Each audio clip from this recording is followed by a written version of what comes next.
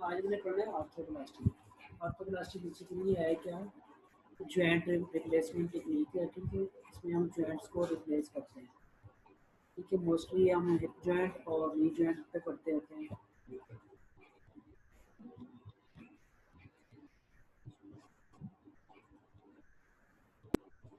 Sir आपकी आवाज बहुत कम है। एक मिनट।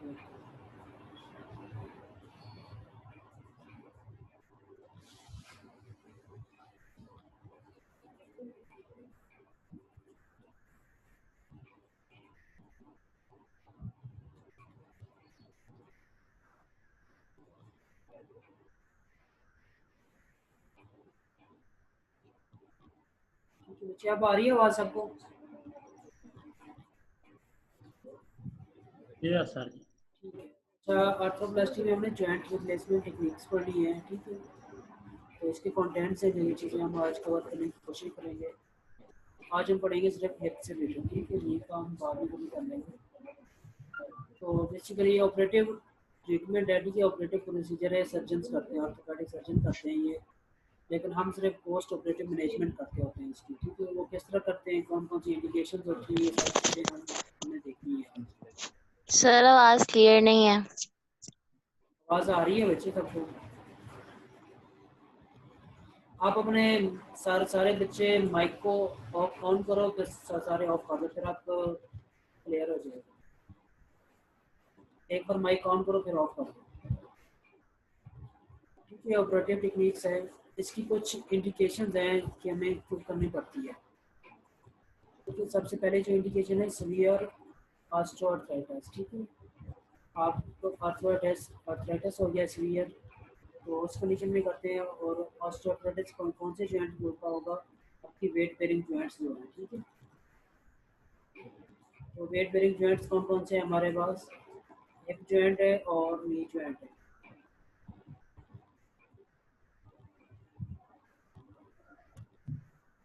ठीक है। और इसके साथ आपका एडवांस रूमेटॉइड आर्थराइटिस में बेसिकली क्या है, ऑटोइम्यून इन्फ्लेमेटरी डिजीज़ है, ठीक है, जॉइंट्स की। इसमें सिस्टमेटिक इफेक्ट्स भी होते हैं, पेन भी होता है, बुखार भी होता है, ठीक है। और ये स्मॉल जॉइंट्स पे होता है, ठीक है। और जो किसी जॉइंट्स पे और ट्यूबरकुलोसिस अटैक हो गया, ठीक है, टीबी ऑफ जॉइंट्स हो गया, टीबी ऑफ स्पाइन हो गया, तब भी आपको रिप्लेसमेंट करनी पड़ती है। या फीमोरल नेक फ्रैक्चर है, ठीक है। नेक फीमोरल नेक का फ्रैक्चर हुआ था, बाद में यूनाइटली नॉन यूनाइटेड रहा है, ठीक है। या फिर ये कि कोई डिफॉर्मिटी है, एरोक्सोल्वस डिफॉर्मिटी है, और वेस्कुलर नेक्रोसिस है, ब्लड सप्लाई कंप्रोमाइज हो रही है, उस कंडीशन में भी हम इसको अप्लाई करते हैं, ठीक है। ये आपने नेट में देखी हुई है नॉर्मल जॉइंट की जॉइंट इफेक्ट में ऑस्टियोआर्थराइटिस में क्या होता है, बोनी एरियाज होती हैं, ठीक है, कार्टिलेज डैमेज हो जाता है, ठीक है, जॉइंट्स समझ हो जाती है। बच्चे अपने माइक ऑफ कर दो सारे बच्चे, ठीक है। और इसके साथ हिप डिस्प्लेसिया, ठीक है, हिप अपनी नॉर्मल अलाइनमेंट में ना हो, कोई बोनी ट्यूमर हो रही हो, ठीक है, इंस्टेबिलिटी ऑफ जॉइंट हो रही हो। बच्चे माइक ऑफ कर दो, मैं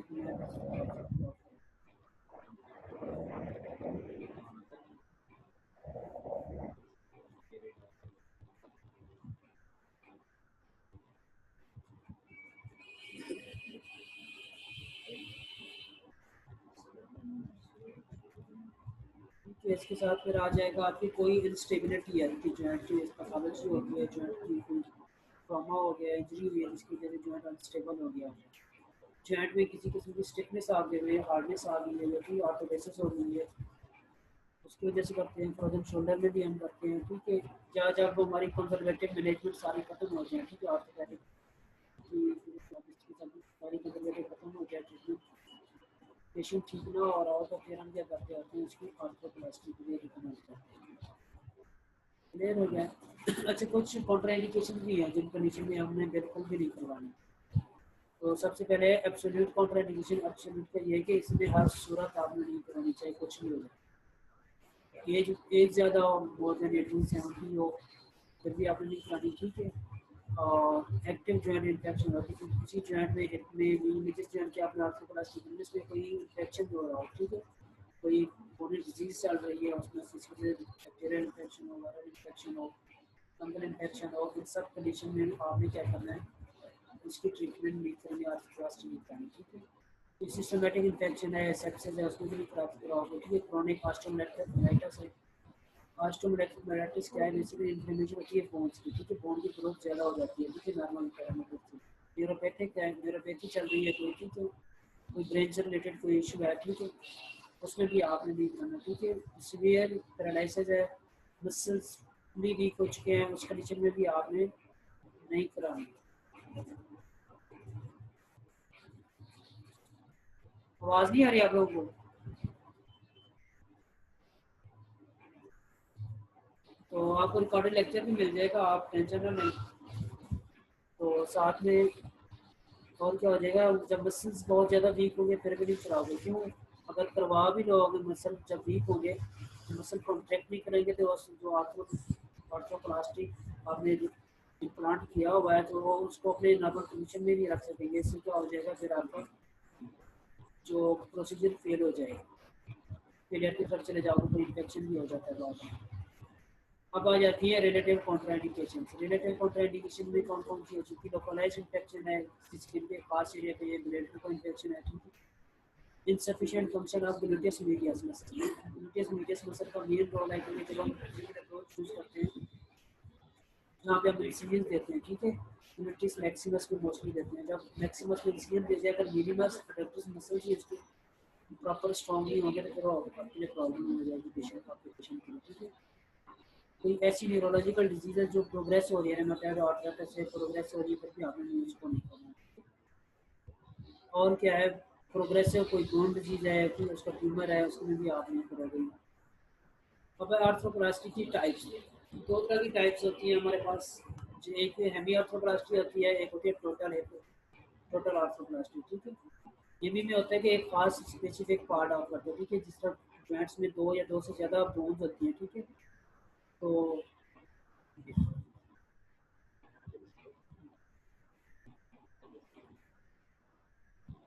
अच्छा, हेडफोन वैसे लगाया हुआ मैंने, आपकी आवाज़ सुनाई दी है, हेडफोन मुझे नहीं, मैंने आप माइक यूज़ कर रहा हूँ, ठीक है। हेमी आर्थ्रोप्लास्टी में क्या होगा, जॉइंट का कोई खास पार्ट, कोई एक बोन या एक कोडाइल, ठीक है, एक ही पार्ट रिप्लेस करेंगे, कंप्लीट जॉइंट को रिप्लेस नहीं करेंगे इसमें, ठीक है। जो टोटल एक आर्थ्रोप्लास्टी होगी उसमें क्या करेंगे, कंप्लीट जॉइंट को रिप्लेस करेंगे, उसमें दोनों पार्ट्स बोन के, ठीक है। एक होती है एक्सियल आर्थ्रोप्लास्टी, ठीक है। एक्सियल में होता है कि आर्टिकुलर जो एंड्स होते हैं उनको हम निकाल देते होते हैं, ठीक है। उनको निकाल के उसकी जगह पे हम फिर उसको इम्प्लांट करते हैं, ठीक है। एक तो हमने जॉइंट को रिप्लेस किया है, ठीक है। दूसरा उसके साथ फिर हम क्या करते हैं, उसके बोनी एंड्स को निकाल के उसकी जगह एक गैप बनाते हैं, उस गैप को फिर हम बाद में फिल करते होते हैं फाइब्रस टिश्यूज़ के साथ, ठीक है। फाइब्रस टिश्यूज़ को फिल करते हैं। अच्छा, इसके साथ साथ हमारे पास और आ जाता है प्रोस्थेसिस इन आर्थ्रोप्लास्टी। अच्छा, क्या इश्यूज आ रहे हैं आप लोगों को?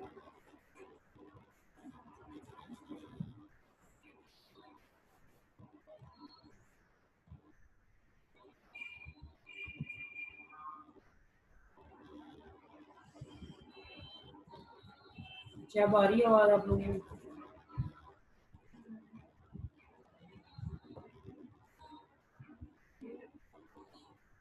अच्छा, आवाज़ आ रही है अब? यस सर, अब आ रही है।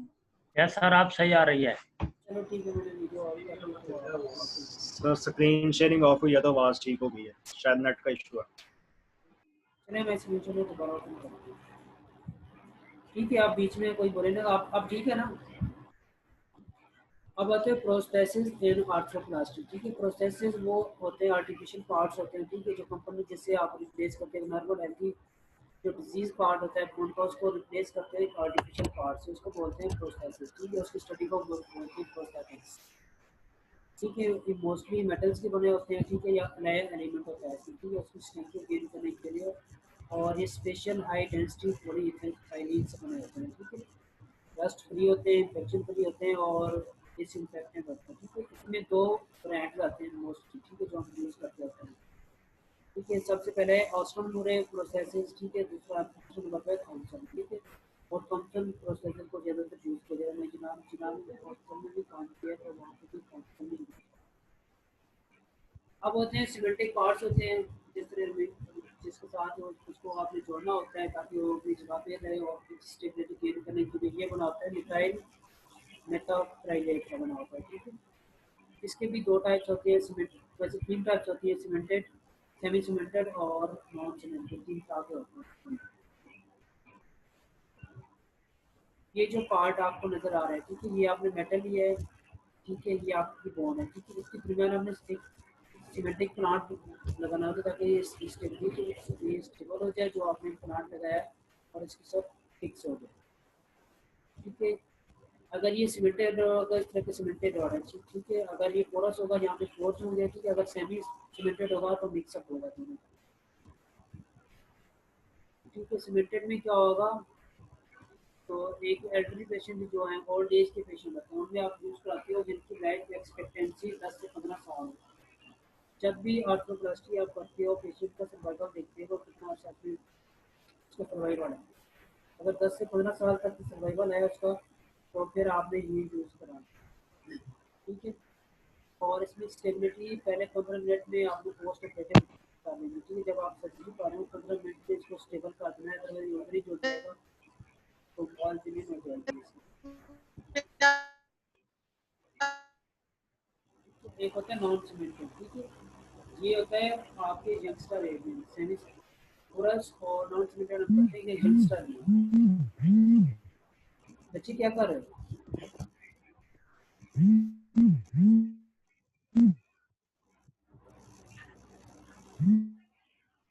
बच्चे अपने माइक ऑफ कर रहे हो?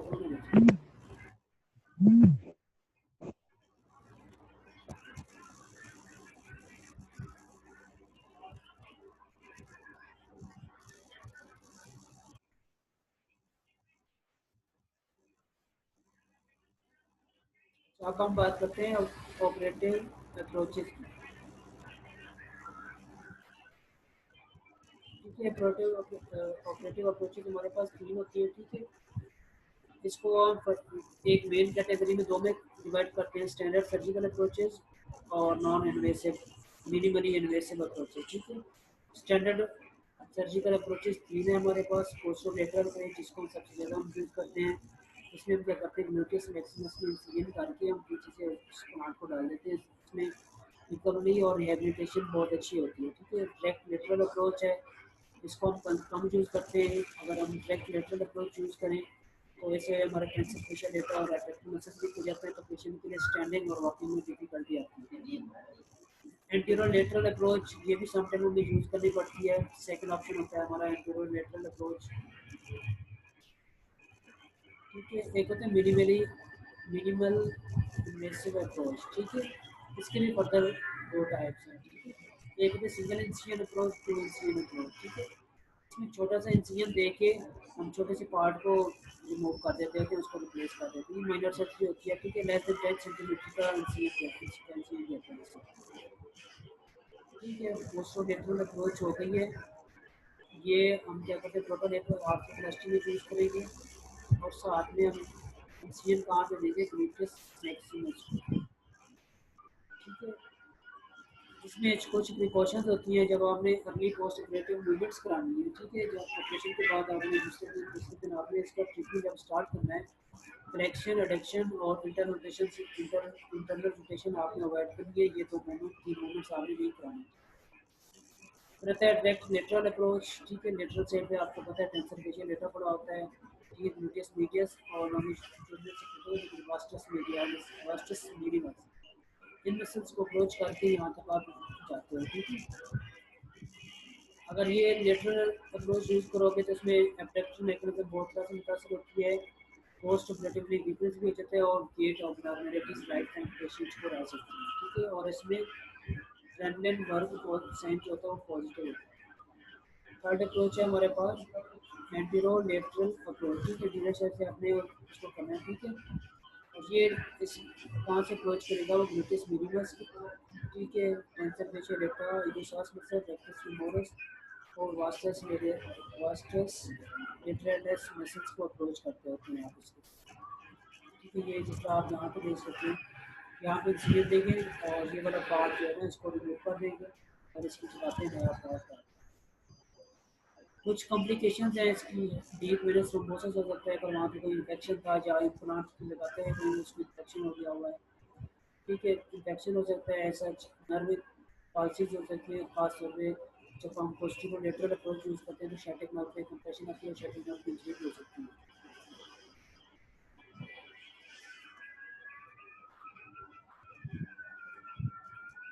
ठीक है, और इसके साथ आपका जो वास्कुलर इंजरी हो सकती है, लेकिन मोस्टली ये होती नहीं है, लेकिन बहुत टेक्निकल रीज़न हो तो फिर हो सकती है। ठीक है, फ्रैक्चर हो सकता है। ठीक है, प्रोस्थेटिक्स जो मतलब प्लांट डाल रहे हैं उसका भी हो सकता है, बोन अगर वीक है तो उसका भी हो सकता है, डिसलोकेशन हो जाती है। ठीक है, हिट्रोट्रोपिक बोन फॉर्मेशन। ठीक है, बोन अपनी जगह के अलावा कोई और जगह में स्टार्ट हो जाती है। ठीक है, कोई ट्यूमर भी डेवलप हो जाते हैं बहुत सारे, अगर एज ज़्यादा है तो इस तरह से आपने सारी स्कैनिंग करनी होगी पहले। फिजियोथेरेपी मैनेजमेंट टोटल एक आर्थोप्लास्टी के बाद क्या क्या कराते हैं, जो मेन आपके गोल्स होते हैं, पेन आपने कम करनी है, जॉइंट की स्टेबिलिटी गेन करनी है आपने। ठीक है, वेट बेरिंग करानी है। ठीक है, रेंज ऑफ मोशन को गेन करना है, मसल्स की स्ट्रेंथ को इम्प्रूव करना है आपने। ठीक है, और पावर और एट्रोफी कम कर, पावर इंक्रीज करनी है, मसल एट्रोफी को कम करना है, वेट और रेपरेशन को आपने अच्छा करना है। ठीक है, pre operative patient education, operation से पहले भी पेशेंट को आपने बताना है कि आप इन्हें स्टेंट में एक्सपीरियंस क्या करें, ऐसा ना किया करें। ठीक है, क्वाड्रिसेप्स की एसिमेट्रिक पूरी क्वाड्रिसेप्स की स्टेंटिंग सबसे इम्पोर्टेंट है। ठीक है, प्री ऑपरेटिव आप क्या क्या करा सकते हो, डीप ब्रीदिंग करा सकते हो। ठीक है, डीप ब्रीदिंग पेशेंट को अगर आप लंबा सांस लो, उसको होल्ड करके रखो, फिर आप उसको एक्सहेल करते हो। ठीक है, और आरओएम कराओगे, सिंपल स्टिचिंग कराओगे, रजिस्टर्ड एक्सरसाइज कराओगे। ठीक है, लेग की पोजिशनिंग हो जाएगी। ठीक है, सारी आपकी टेक्निक इसमें। पोस्ट ऑपरेटिव पहले दिन आपने क्या करना है, सिर्फ और सिर्फ चेस्ट फिजियो करवानी है। ठीक है, और एंकल मूवमेंट्स करानी है। ठीक है, और बॉडी सेट की आइसोमेट्रिक पहले दिन से स्टार्ट कर दी, अगर बॉडी सेट वीक हो गया तो सारा आपका प्रोसीजर फेल हो जाएगा। ठीक है, तो बॉडी सेट की आपको आइसोमेट्रिक्स करानी है, और डे टू पे आ जाओगे तो सिटिंग करानी है आपने ग्रेजुअली, ऐसा ऐसा आपने इसको फिर सिटिंग को भी मॉडिफाई करते जाना है। ठीक है, ट्रांसफर करानी है, मोबिलिटी करानी है। ठीक है, जो बैठ के ऊपर फिजिकली परफॉर्म कर सकते हैं। 3 to 7 डेज जब हो जाएंगे पोस्ट ऑपरेटिवली, फिर आपने आइसोमेट्रिक करानी है, ग्लूटिस मैक्सिमस की, ग्लूटिस मीडियस की। ठीक है, फिर आपने असिस्टेड एक्सरसाइज करवानी है। ठीक है, असिस्टेड एक्टिव आरएमएस करानी है। ठीक है, हिप फ्लेक्शन और एब्डक्शन एब्डक्शन और इंटरनल रोटेशन बहुत ज़्यादा केयर की जरूरत होती है। हम बस स्ट्रेच स्ट्रेच भी देते हो। ठीक है, और माइल्ड किस में बहुत माइल्ड। ठीक है, नेक्स्ट कैसे वेट वीक्स आपने करानी है। तो जब 2 वीक्स हो जाएंगे उसके बाद आपने क्या कराना है, एक्टिव मूवमेंट्स परफॉर्म कराना स्टार्ट कर देंगे। ठीक है, और 3 वीक्स के बाद आपने वेट बेरिंग स्टार्ट करानी है। ठीक है, कॉशन वेट बेरिंग, फिर आपने फुल वेट बेरिंग करानी है। ठीक है, वीक 4 में आपने क्या करना है, साइकिल स्टार्ट करा दूँगी। ठीक है, जब 1 माह हो जाएगा तो पोस्ट वेट बेरिंग, और फिर आपने उसको स्टेशनरी स्टैटिक बाइसाइकिल जॉइन करा लेना है। ठीक है, वीक्स 5 to 6 जब हो जाएंगे फिर आप उसको आप एक्टिविटीज की तरफ ले आओगे, और हिप एब्डक्शन और इंटरनल रोटेशन आपने फिर स्टार्ट करवानी है। ठीक है, फिर आपकी आ जाएगी प्रिकॉशंस आपने क्या क्या करवानी है, जो आपने अवॉइड करने इनिशिएशन और हिप प्रोटेक्शन और इंटरनल रोटेशन। ठीक है, हिप प्रोटेक्शन और इंटरनल रोटेशन आपने वीक बने, इसके लिए खास केयर करनी है, ट्रांसफर करते हुए केयर करानी है। ठीक है, और पेशेंट का जब ऑपरेट हो जैसे करें कि चौकी मार के भी करना। ठीक है, अपनी टांगों को क्रॉस करके। ठीक है, अवॉइड सिटिंग ऑन लो। ठीक है, लो सिटिंग अवॉइड करानी है। ठीक है, सॉफ्ट चेयर पे भी बैठना और बिल्कुल हाई चेयर पे भी नहीं बैठना। आपने फिर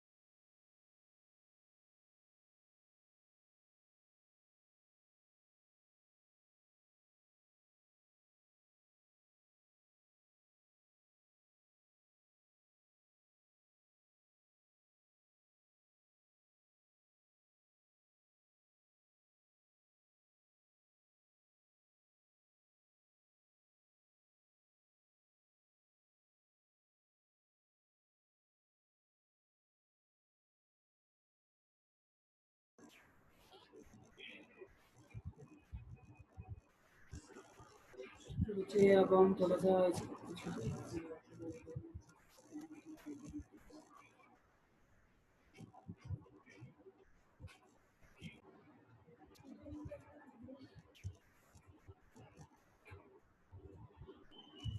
जब आप जल्दी जल्दी इसके पार्ट्स देख लो, कंपाउंड के पार्ट्स में यूज़ कराते हैं। ये पार्ट को बड़ा बेसिकली क्या है, सर्जिकल प्रोसीजर है, आप लोगों को पढ़नी है। ये सारी एनाटॉमी आप लोगों ने पढ़ी हुई है, ऑलरेडी पढ़ी हुई है।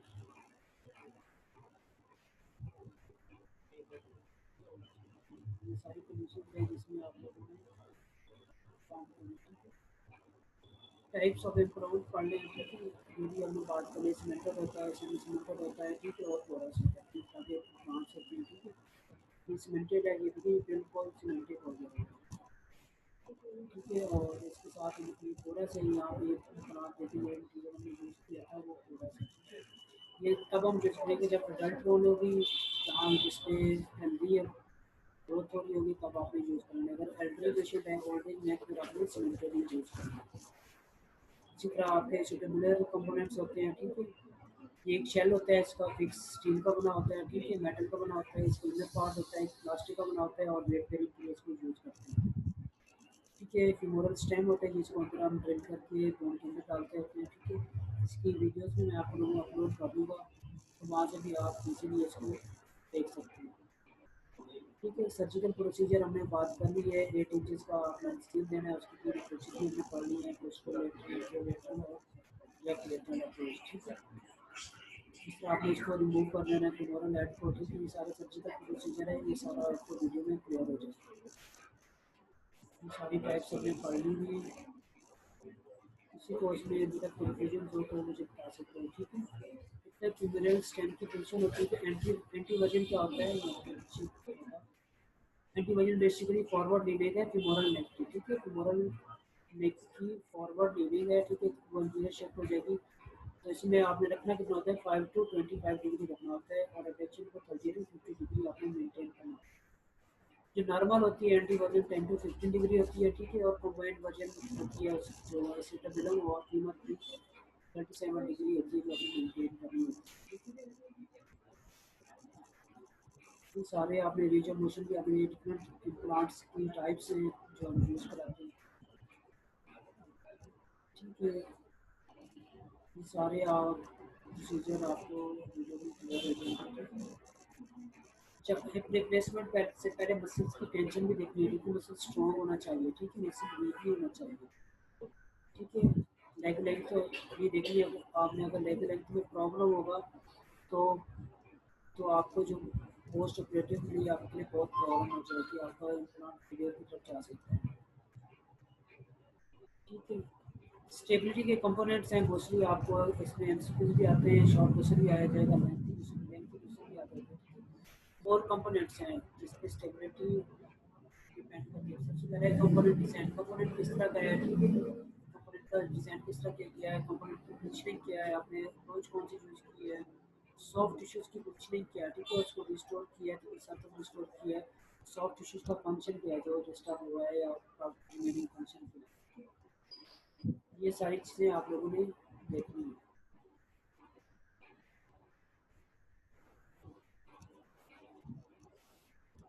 ठीक है। इसके साथ ही फिर क्या होगा आपका फिक्सेशन पार्ट में केयर ऑफ आफ्टर सर्जरी, ये हमने बात कर ली है। आपने ड्रेनेज करानी है 2 दिन तक, जहाँ जो भी वहाँ से फिलर निकलेगा, ठीक है, और ब्लीडिंग होगी उसको आपने साफ करना है, पेन की मेडिसिन देनी है, ठीक है। इलास्टिक स्टॉकिंग देनी है आपने, ताकि ब्लड क्लॉट ना बने वहाँ पे, ठीक है। 6 to 8 वीक्स तक आपने लॉन्ग से प्रोवाइड करना है।